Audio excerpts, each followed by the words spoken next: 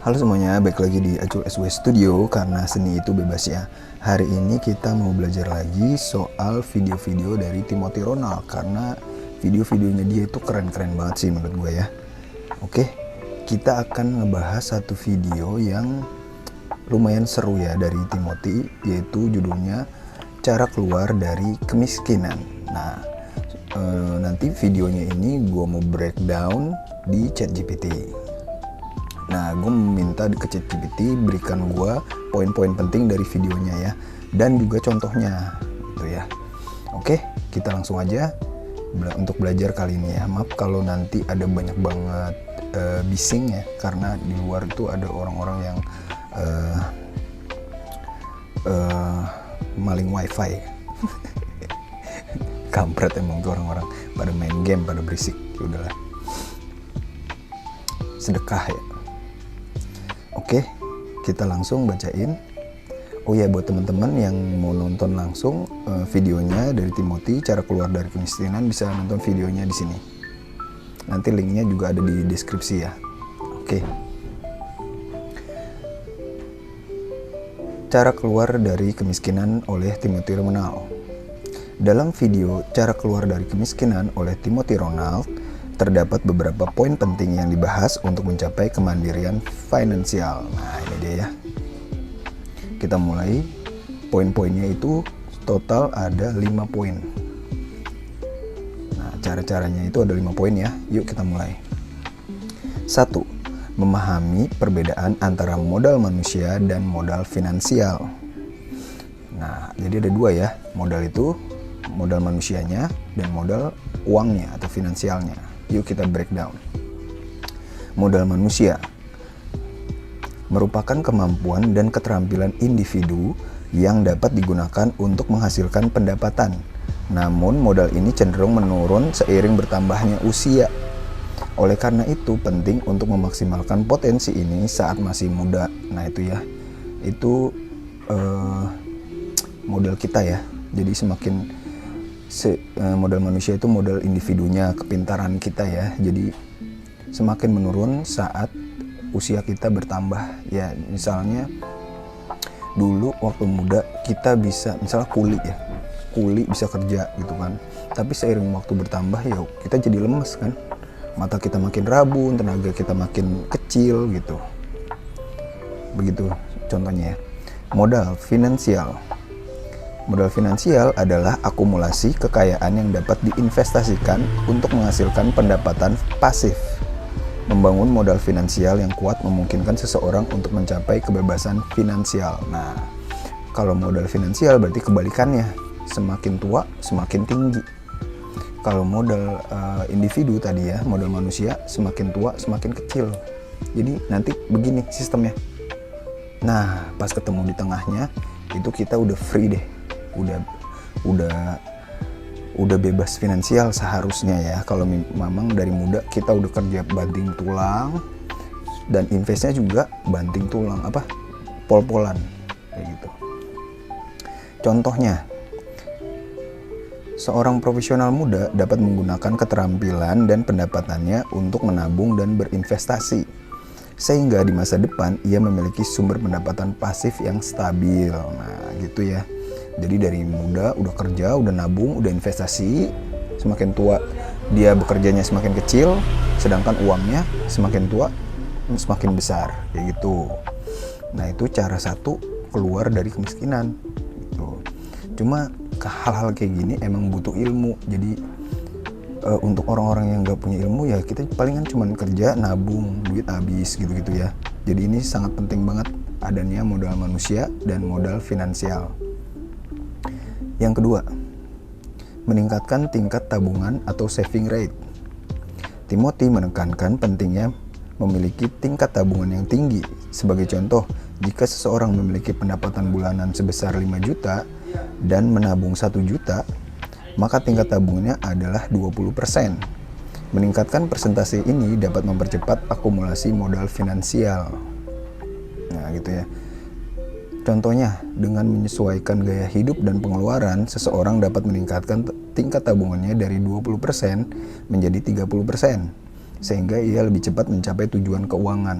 Nah, berarti ini tingkat tabungan ya, memperbesar tabungan. Tadi ya contohnya misalnya 5 juta, nabungnya cuma 1 juta. Nah, gimana caranya nih? Bisa nggak kita nurunin gaya hidup dari 5 juta ini, kita bisa nabungnya 2 juta gitu. Jadi sebulan buat sehari-hari itu 3 juta gitu. Semakin besar buat nabung, semakin besar juga masa depan kita lebih cerah gitu ya. Nomor 3, mengubah pola pikir atau mindset. Timothy menekankan bahwa motivasi saja tidak cukup. Yang lebih penting adalah memiliki pola pikir yang tepat. Mengadopsi pola pikir yang proaktif dan bertanggung jawab terhadap keuangan pribadi adalah kunci untuk mencapai kebebasan finansial. Contohnya, daripada hanya berharap untuk kaya, seseorang dengan pola pikir yang tepat akan mengambil langkah konkret seperti belajar investasi, mengelola anggaran, dan mencapai sumber pendapatan tambahan gitu ya. Jadi mindsetnya ini ya. Dan itu agak sulit didapatkan jika kita berada di lingkungan kismin ya. Sangat sulit banget mindset buat nyicil, beli motor tuh harus nyicil, kalau nggak nyicil tuh nggak bisa.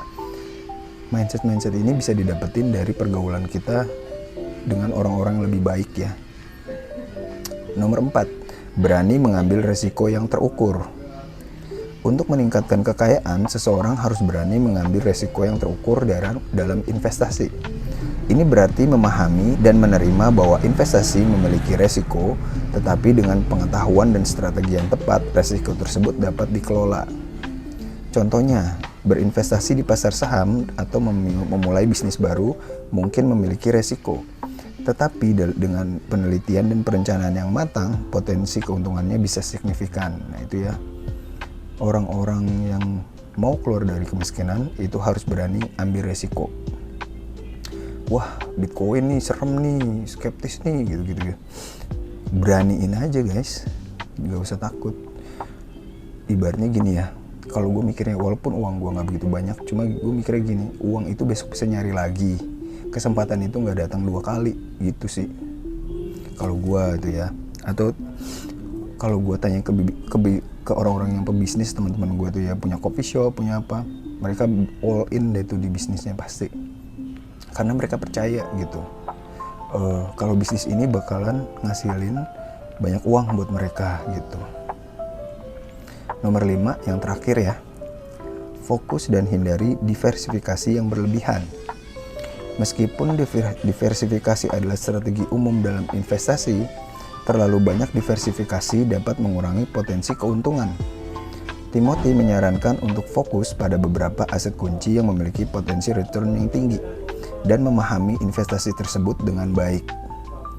Contohnya, alih-alih berinvestasi sedikit-sedikit di banyak aset, seseorang dapat memilih beberapa saham atau properti yang menjanjikan dan memfokuskan investasinya di sana. Tapi, jadi nomor 5 ini fokus dan hindari diversifikasi.